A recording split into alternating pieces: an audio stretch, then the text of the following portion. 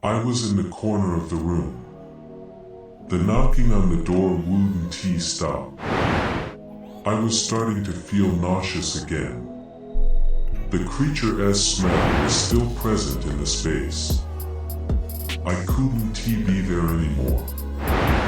The scratch on my chest had stopped bleeding, but the pain had extended to all my body, a sharp, throbbing pain. And some kind of oils began to appear near the wound. I grabbed my phone and sent a few messages to the building owner. "Is that you knocking at the door?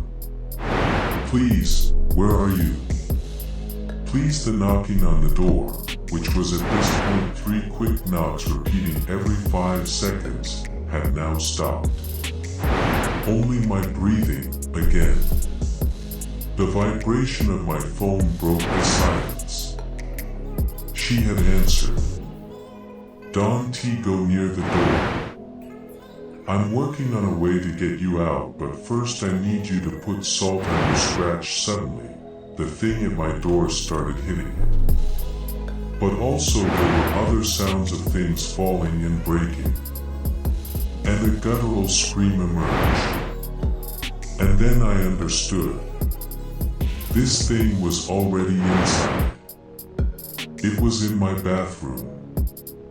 I couldn't take my eyes off the bathroom door, thinking that at any second it would just open. I hadn't locked it. Nothing was stopping it from coming out. The vibration on my phone broke my gazing at the door.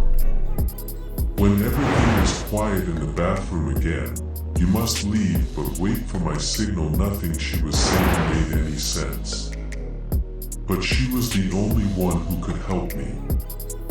Then a shiver ran down my spine at the thought. How did she know that I had a scratch? And how could she know that something was in the bathroom? Can I trust her? I got up from the corner I was in. I needed to get ready to leave. I started thinking about how I could pass through the bathroom, which was right next to the apartment door, without being noticed. First I thought of running, but the pain reminded me that it wasn't possible. I figured I could sneak to the door. But what if it could hear me? What if it could sense me? None of it mattered. I didn't have options. I was slowly approaching the door. The closer I got, the louder the sounds in the bathroom got as well. Then I was in front of the door. But that meant that I was side by side with the bathroom door. I unlocked it. The sound stopped. I froze. It heard me. I thought. And then a loud music coming from my pocket echoed in the apartment. I quickly opened the door, stepped out of the apartment, and closed the door with all my strength. I couldn't hear anything inside, neither the thing trying to chase after me. I looked at my phone and saw that the building owner was calling me. "Leave the apartment now." She immediately screamed. "I'm already out." I said, breathless. "You should have waited for my signal. But at least you got out. Did you put the salt?" She asked with a slight tremor in her voice. "Of course not, I'm not crazy." "And how do you know about the scratch? Or about that thing in the bathroom? What are you not telling me?" "Jesus, come to me, I'll explain it to you. Go to the ground floor," she said, slightly let down and tired. "Can I trust you?" I asked with the firmest voice I could muster. "You don't have a choice." Then she hung up.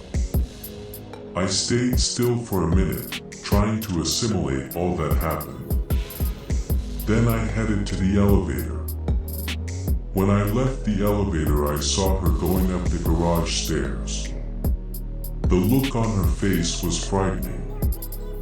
She looked tired, scared, and nauseous. At that moment I blushed a bit, remembering I was still only in the shower towel.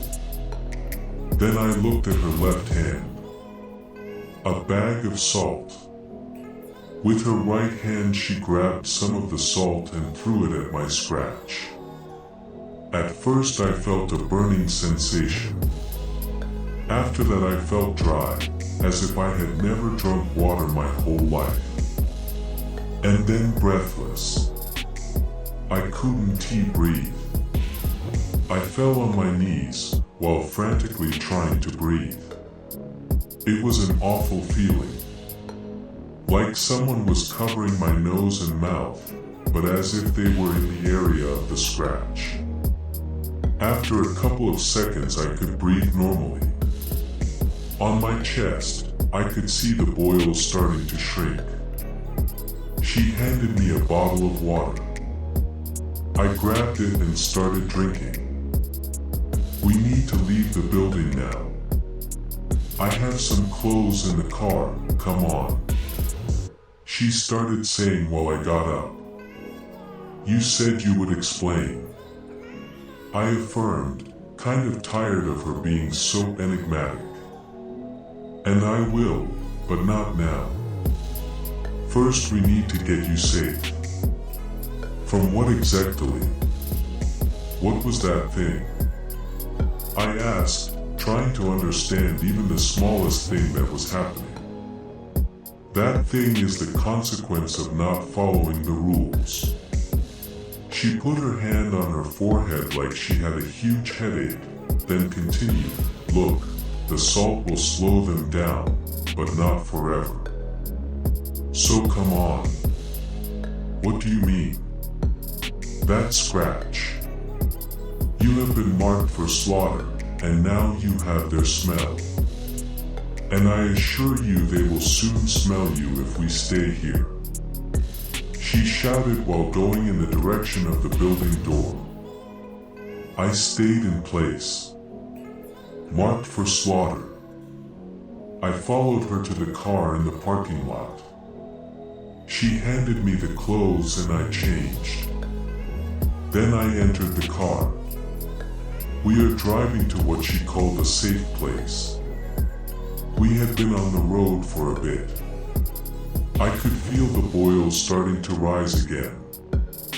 They can start to follow us. Follow me. To slaughter me.